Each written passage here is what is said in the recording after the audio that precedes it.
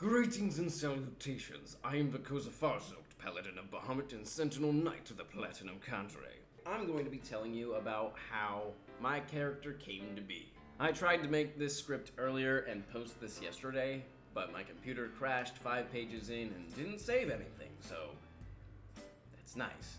Also, I just want to say before we start that this channel's videos will most likely have adult language in them. I mean, cursing is just a part of my profession.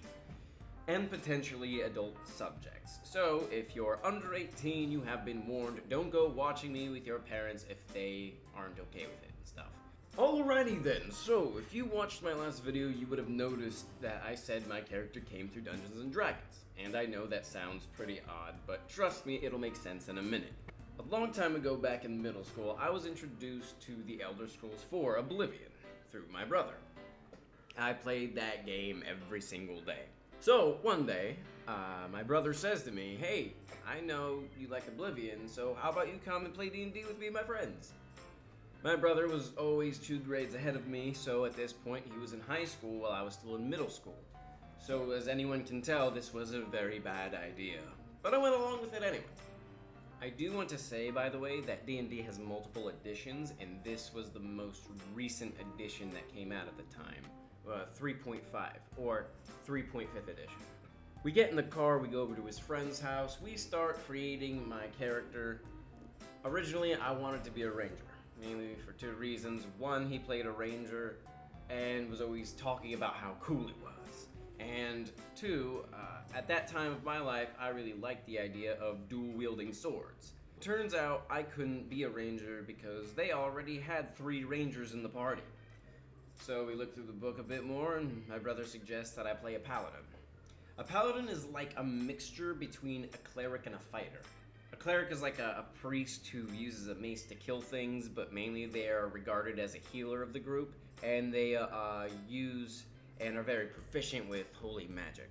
A fighter is someone who has no magic, but they are proficient with any weapon or armor you give them, and they have stacks of health. So a paladin is someone who is like a knight or templar.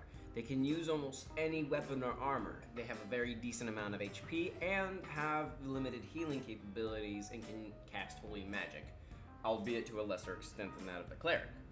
That's because while a cleric has innate magic from their deity, the paladin is blessed with it through his deity and has to follow very strict rules to keep his powers. I mean, very strict sometimes in older editions. The main difference between a paladin and a cleric is that the paladin mainly focuses their magic for offensive capabilities, such as a divine smite. Also, their main fighting style is sword and shield, which is how my character from Oblivion fought. So I was like, okay, not a ranger, but okay. Now it was time to pick a race. And fun fact, 3.5th edition was the first to have the Dragonborn race in it. Although I was hesitant, I was adamant that I was going to play a human. That way I could identify with the character more. Yeah, look how that turned out. Anyway, we start playing, and it was horrible. I mean, it wasn't their fault, they were doing everything right. I just wasn't mature enough to play the game at the time. I got bored, I wouldn't pay attention. I asked the mayor if he had any weed, and he transformed into this large human thing and threw me out, saying to never to come back. It was just awful. So I said I would never play D&D again.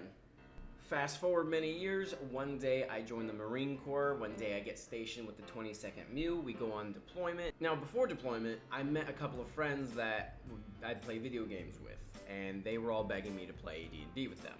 And I kept telling them, oh, that's not me, it's not for me, I don't find it fun, I don't judge you for playing it, but it's just not for me.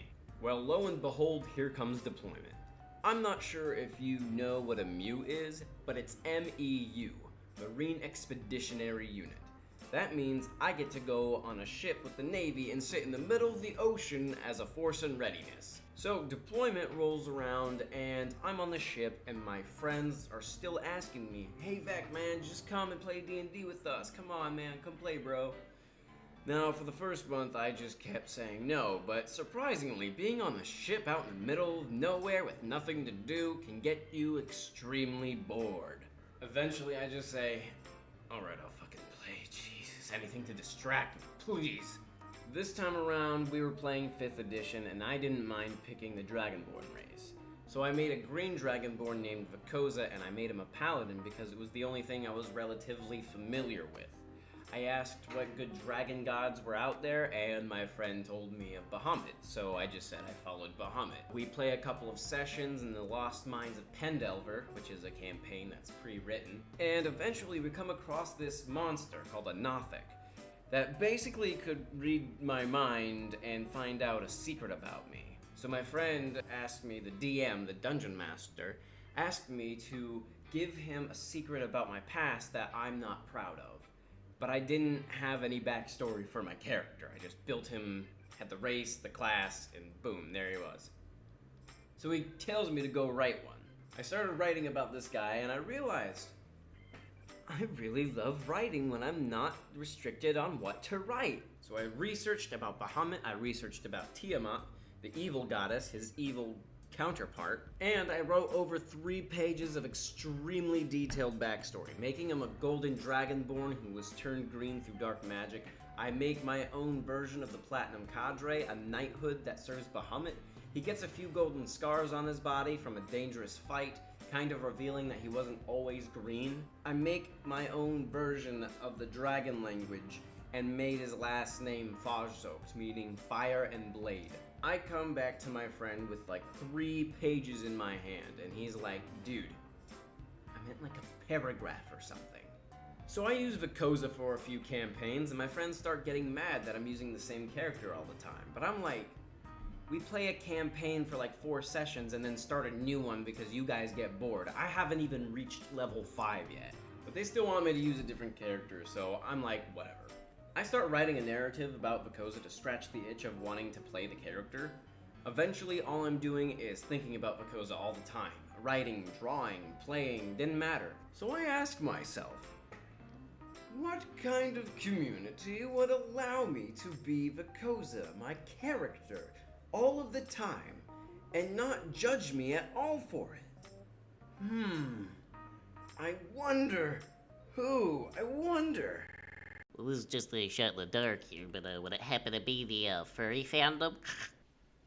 Check out the big brain on Brad! Anyway, I think that's gonna be it for this video. Next one will be more about why I joined the furry fandom aside from the D&D aspect. So, until our paths cross again, fellow knights, I bid you farewell.